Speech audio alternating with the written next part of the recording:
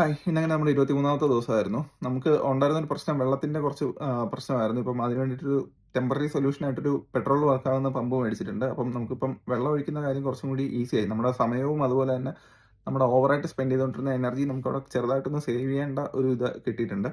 അതുപോലെ തന്നെ നമ്മൾ വച്ചിരുന്ന കുറച്ച് തൈകളെല്ലാം കേടായി പോയിട്ടുണ്ടായിരുന്നു. ബാക്കി ഉണ്ടായിരുന്ന തൈകൾ ചെറുതായിട്ടൊന്ന് അനങ്ങി തുടങ്ങിയിട്ടുണ്ട്.